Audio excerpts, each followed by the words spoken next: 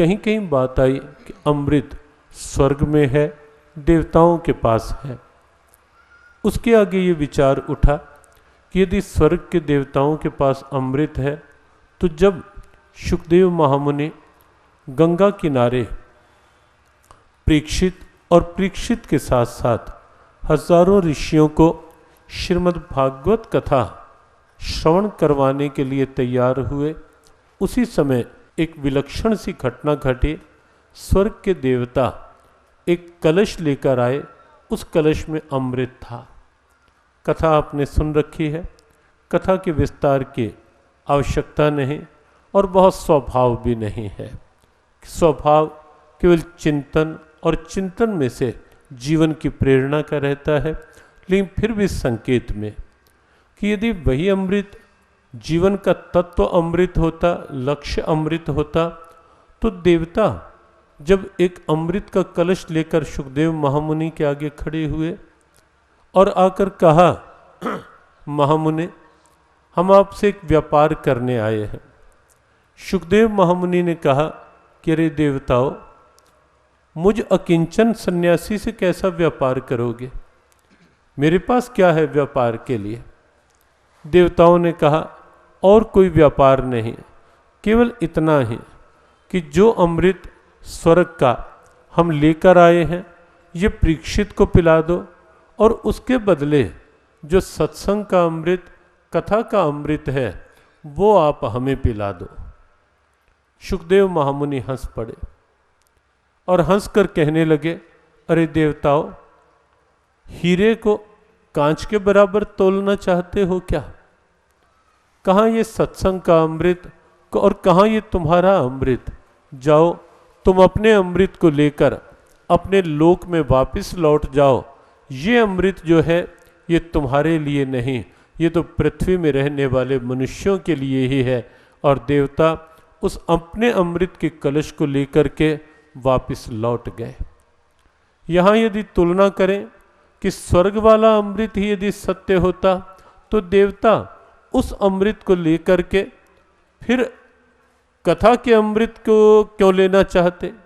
और दूसरी बात, श्रीमद् भगवद गीता में ये क्यों लिखना पड़ता भगवान श्री कृष्ण को, ये क्यों कहना पड़ता, तेतम भुक्त्वा स्वर्ग लोकम विशालम क्षीणे पुण्य मर्त्यलोकम विशंति।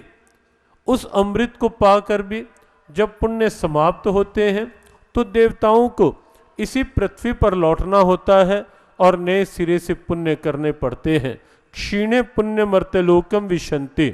अगर वही अमृत सत्य था, तो देवता फिर क्यों पृथ्वी पर लौट करके आते? केवल इसलिए क्योंकि सत्संग का अमृत, नाम का अमृत, प्रेम का अमृत और अंदर के उस तत्व का अमृत, ये केवल मनुष्य जीवन में संभव है। एक बात आप निश्चित समझें, जो सत्संग का लाभ यहाँ पृथ्वी लोक में आपको मिल रहा है, वो और कहीं नहीं है, वो और किसी के पास नहीं है। ना तो मनुष्य से निम्न योनियों में सत्संग है और ना ही मनुष्य से ऊपर की योनियों में सत्संग है। निम्न योनियाँ पशु पक्षी कीट पतंग इत्यादि इत्यादि, उच्च योनियाँ देव योनियाँ, कई तरह से वहाँ भी सत्संग नहीं है। सत्संग केवल पृथ्वी पर है, केवल मनुष्य के लिए है। न किसी और शरीर में सत्संग उपलब्ध होता है और न किसी और लोक में सत्संग उपलब्ध होता है। इसलिए एक बात आप अपने जीवन के परम सौभाग्य में जोड़ लो आज से, और यदि जोड़ लोगे इस बात को, जीवन के सौभाग्य के रूप में जोड़ लोगे साथ, तो जीवन बिल्कुल सही दिशा की ओर बढ़ता चला जाएगा। जीवन का एक अलग सा आनंद आना प्रारंभ हो जाएगा। जीवन में एक नई भूख शुरू हो जाएगी, एक नई प्यास शुरू हो जाएगी। अभी तक तो ये है ना कि शरीर को भूख लगी, भोजन कर लिया, या कई बार नहीं भी भूख होती तो भी केवल इस स्वाद के अधीन होकर कुछ खा लिया, प्यास लगी कुछ पी लिया। अभी तो हमारी भूख प्यास केवल यहीं तक है।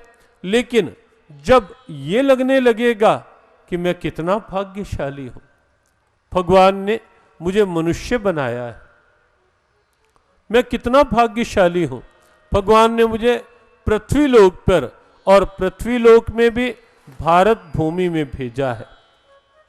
जब इस रूप में सौभाग्य का स्मरण होगा तो आपके अंदर एक नई भूख उत्पन्न होगी, एक नई भूख जगेगी, एक नई प्यास आपको लगने लगेगी, और वो प्यास होगी पुण्यों की कमाई करने की, वो भूख होगी जीवन के कल्याण की, जीवन के उद्धार की, वो प्यास और भूख होगी जीवन के उस अमृत को पाने की जो अमृत इस जीवन का लक्ष्य है, जिस अमृत को पा करके बार बार जन्म मरण का चक्कर नहीं होता, समाप्त हो जाता है आवागमन।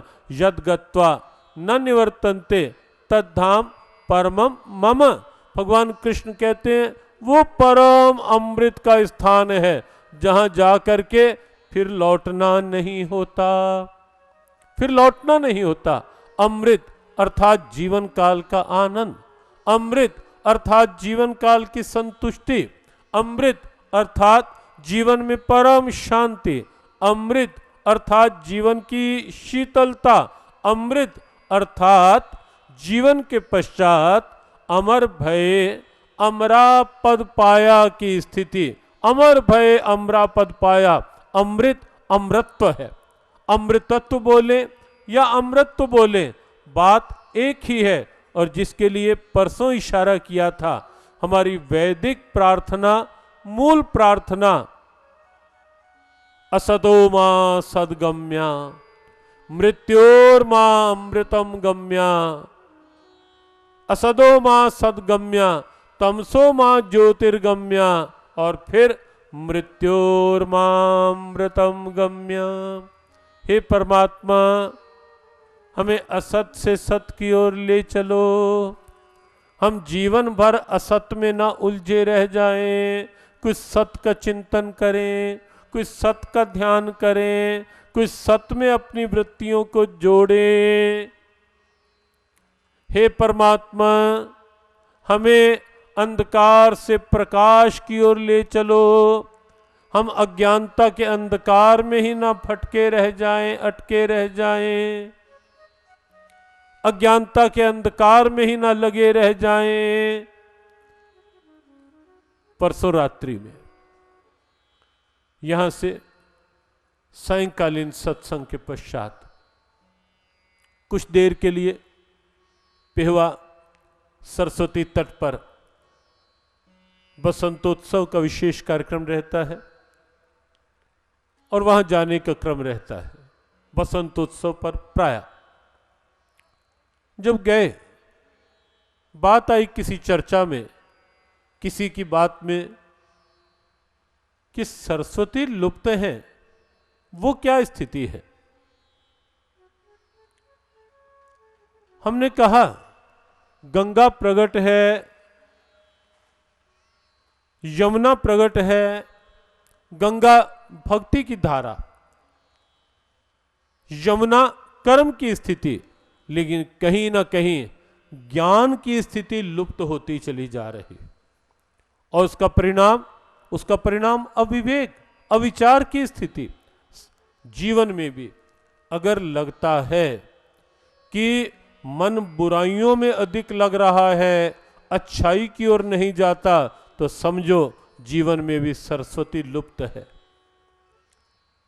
भले ही कितनी हम भक्ति करते हो, कितनी बाहर की पूजा और कितने कर्म करते हो, लेकिन अगर मन अभी भी अशुभ की ओर जा रहा है तो समझ लो अभी सरस्वती प्रकट नहीं, विवेक प्रकट नहीं, ज्ञान प्रकट नहीं है।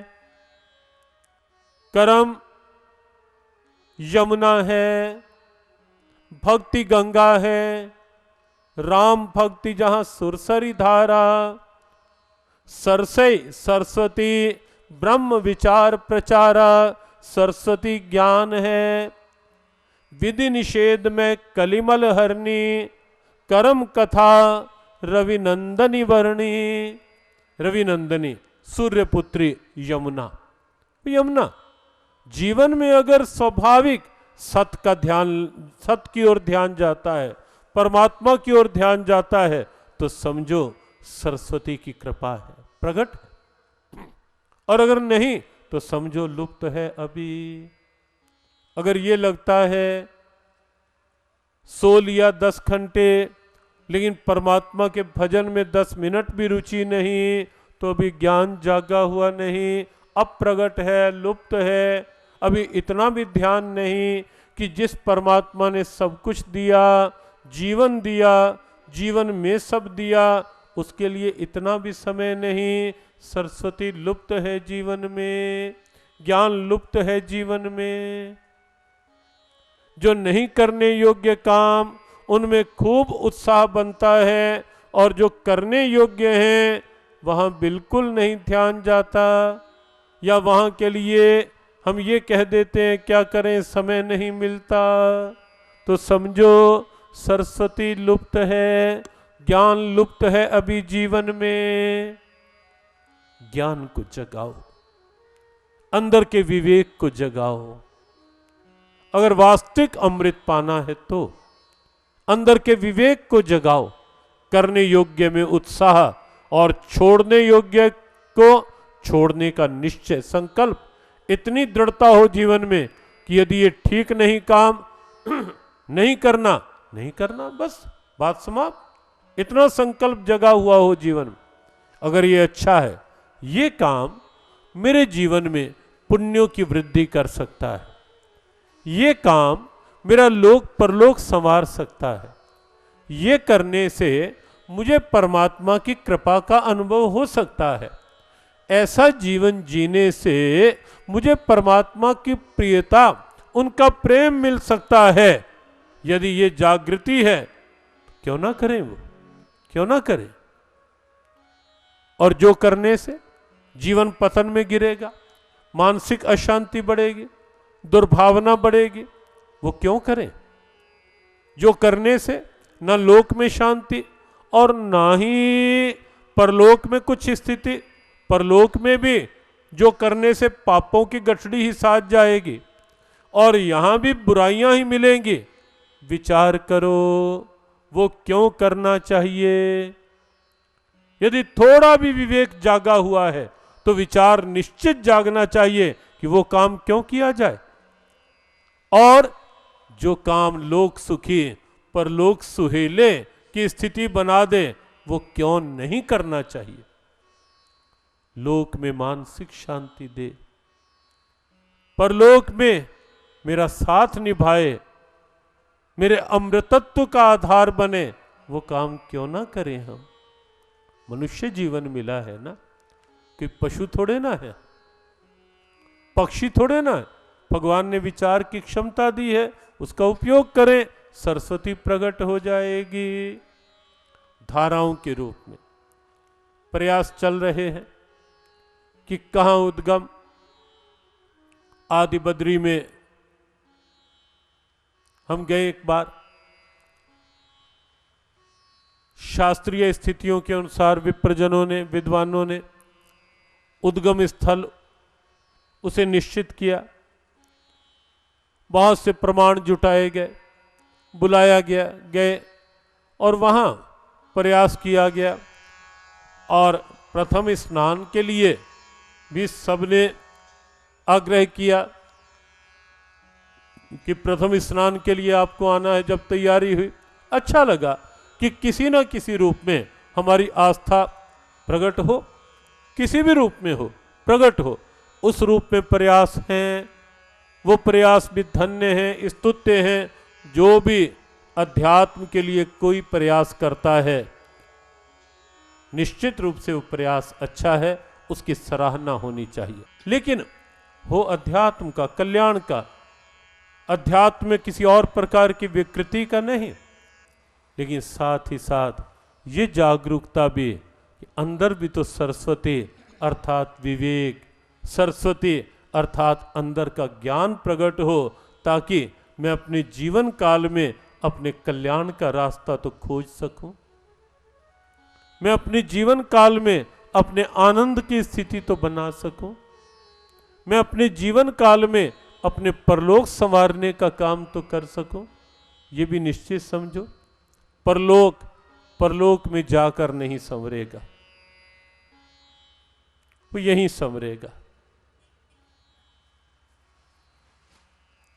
परलोक के लिए भी लोक बनाना होगा, यहां कुछ अच्छे काम करने होंगे, यहां परमात्मा का ध्यान करना होगा, यहां कोई सत्कर्म करने होंगे, सद्विचार बनाने होंगे, और तभी बड़ी सीधी बात, बिल्कुल वैज्ञानिक चिंतन की, सत परमात्मा साथ है तो लोक भी बनेगा, परलोक भी बनेगा। कोई नहीं बिगाड़ सकता, कोई नहीं बिगाड़ सकता अगर सत परमात्मा साथ है। लेकिन ये भी ध्यान रखें, आजकल कठिनाई कई रूपों में हो रही है, कई तरह से। राम नाम सत्य है को केवल एक समय विशेष के लिए रख दिया गया, बस कि तब बोला जाए राम नाम सत्य है। हम कई बार कहते हैं भाई आगे पीछे क्या राम नाम असत्य है? आगे पीछे क्या राम नाम झूठ है? अच्छा आप बताओ, क्या राम नाम उसी समय के लिए सत्य है जब बोला जाता है? राम नाम तो हर समय का सत्य है, हर काल का सत्य है, हर स्थान का सत्य है, और हर एक के जीवन का सच है राम नाम। बना दिया जाता है। और अगर कहीं किसी की शादी का उत्सव हो, जन्मोत्सव के बैंड बज रहे हों, या कोई मांगलिक उत्सव हो, और वहाँ कह दो राम नाम सत्य है, हाँ कहना ना शुरू कर देना।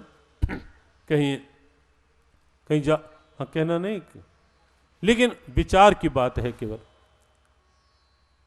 विचार की बात यह है कि राम नाम हर काल का सत्य है, हर स्थान का सत्य है, हर समय का सत्य है, और जीवन का उद्धार, जीवन का कल्याण उस सत्य के आश्रय में जीवन जीने में ही।